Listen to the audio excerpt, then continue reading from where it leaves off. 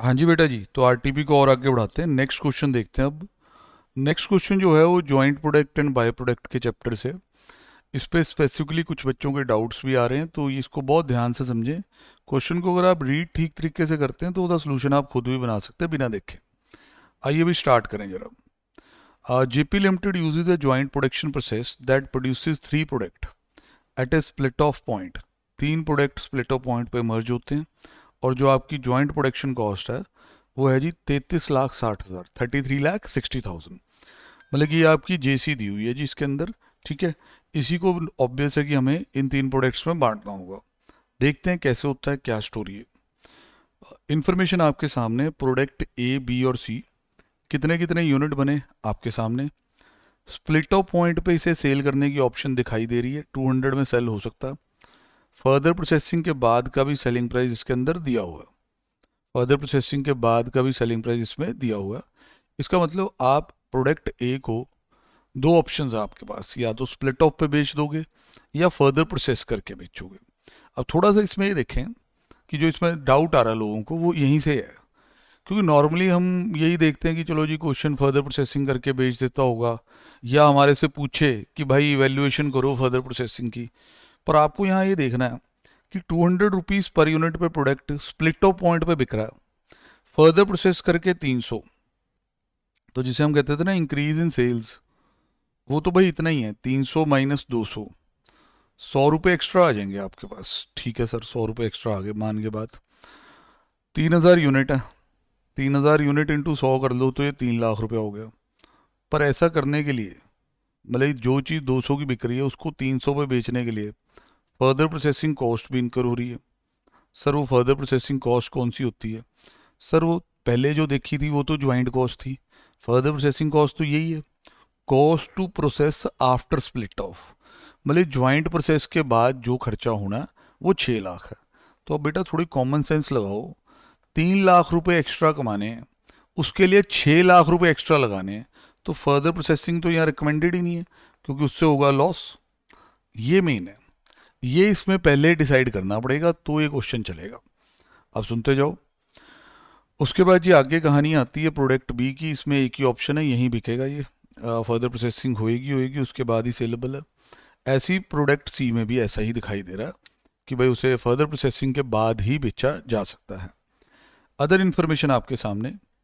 अब पता चलता है कि प्रोडक्ट सी जो है वो एक बाय प्रोडक्ट है, मतलब it is not the main product. तो आपको याद होगा कि जो बाय प्रोडक्ट्स होते हैं उसमें दो तीन तरह की ऑप्शन आपको लिखवाई भी गई थी कि where it is of material nature तो उसे जॉइंट प्रोडक्ट ही मानते हैं, और उसे भी proper share of joint cost देते हैं।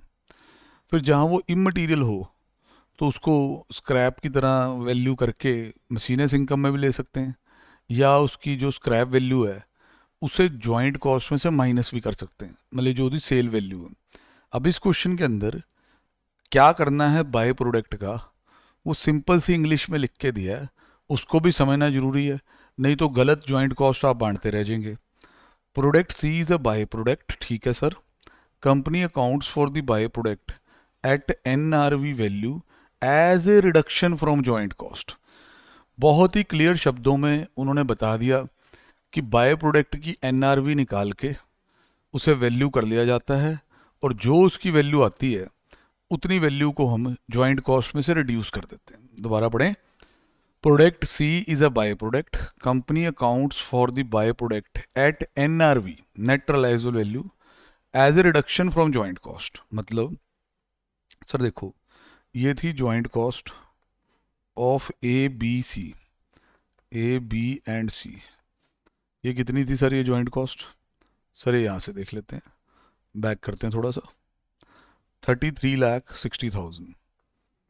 अब इसमें जो सी है वो है बेचारा बाय प्रोडक्ट, तो उसको NRV पे वैल्यू करके इसमें से हटा देना।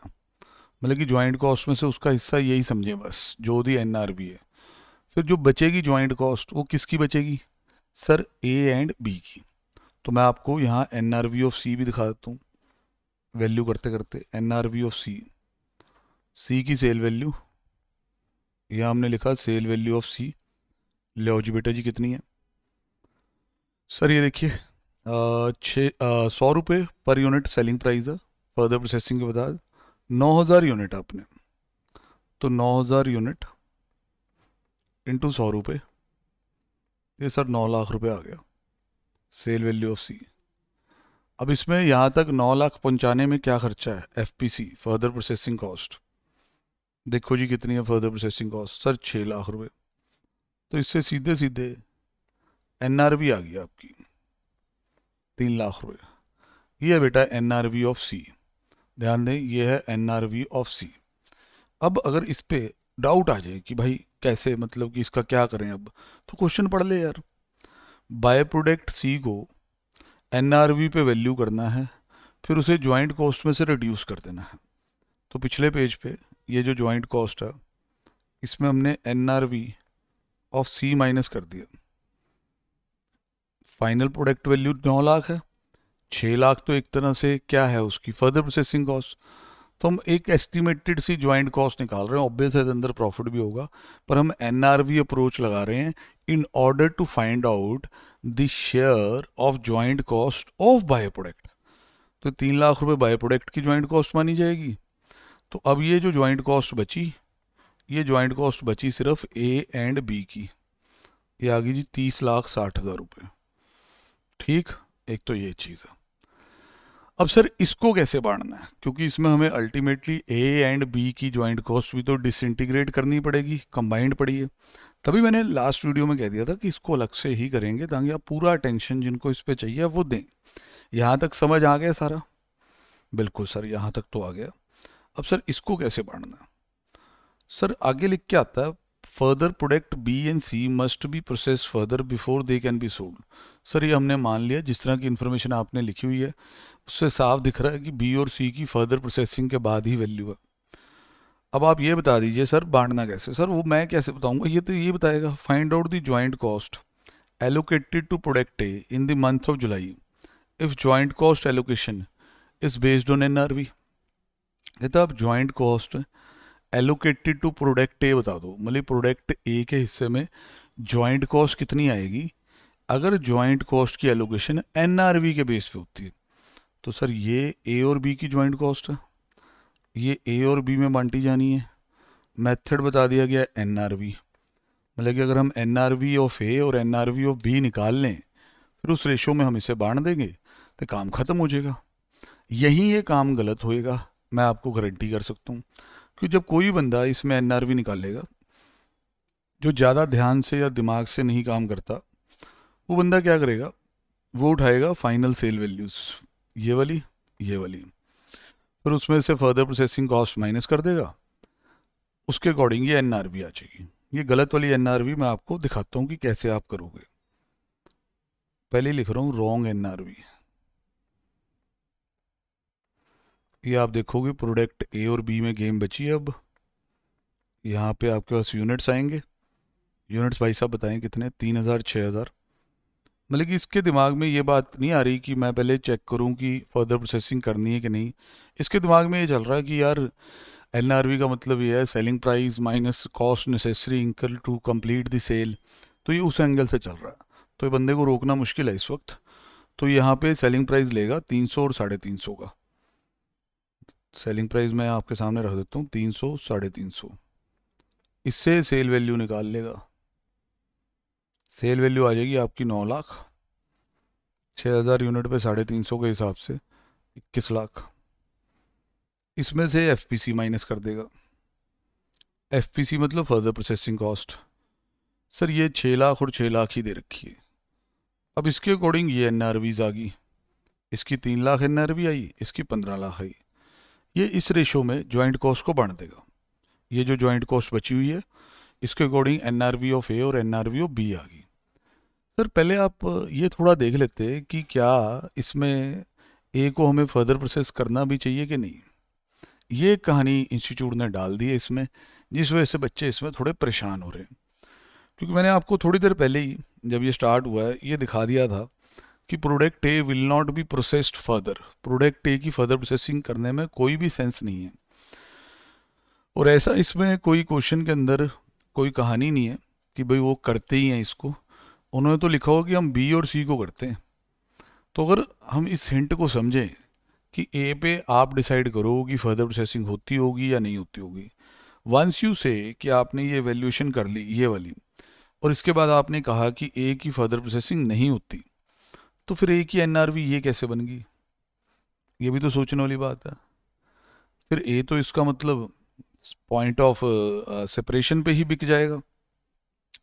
फिर अगर करेक्ट एनआरवी देखें इन दोनों प्रोडक्ट्स की, ए एंड बी, दोबारा मैं बना रहा हूँ ताकि आपको हर चीज़ क्लियर रहे भाई, शॉर्टकट नहीं लगवा रहा हूँ किसी तरह का भी। यूनिट्स वगैरह सेम ही है, खैर कॉपी कर लें सर। 3000, 6000। अब हमें एक क्लैरिटी है कि ए को हमने फर्दर प्रोसेस नहीं करना, स्प्लिट ऑफ पॉइंट पे बेच देना। फिर तो भाई उसका सेलिंग प्राइस 200 रुपये ही है।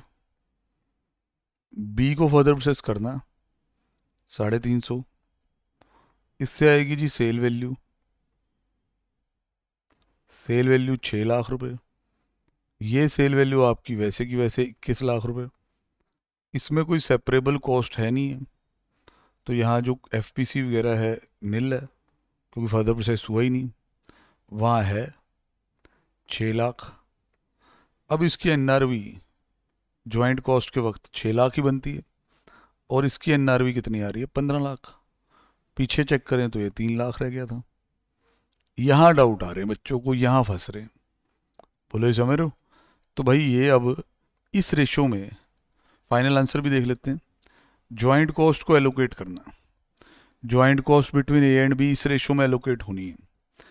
तो सर ज्वाइंट कॉस्ट है कितनी जो एलोकेट होनी है? सर हम यहाँ आ रहे हैं, ये देखें ए और बी में। तो ए का शेयर ऑफ ज्वाइंट कॉस्ट निकालते हैं। एक बार दोबारा दिखा दें आपको। 30,60,000 को बांटना इस रेशो में, तो it is 30,60,000 divide by sum of ratio 21 lakh multiply by A का शेयर। तो 30,60,000 डिवाइड बाय 21 इंटू 6, तो भाई ये कुछ ऐसा आ जाता है, क्योंकि 1/7 हो गया तो उस हिसाब से मतलब कि 1/7 तो नहीं, 2/7 बेसिकली। तो ये मेरे पास जो आ रहा है वो 874,286 आ रहा है। कैलकुलेशन मैं यहाँ कंफर्म करा दूँ। Divide this by 21 into 6, yes sir, मुझे अप्रॉक्सीमेटली इतना आ रहा है 874,286। सरकारी आंकड़े क्या कहते हैं पहले ये भी चेक कर लेते हैं, कैसे प्रेजेंट किया वो भी देख लेंगे। सर आंसर सेम है, जॉइंट कॉस्ट एलोकेबल टू ए आ चुका।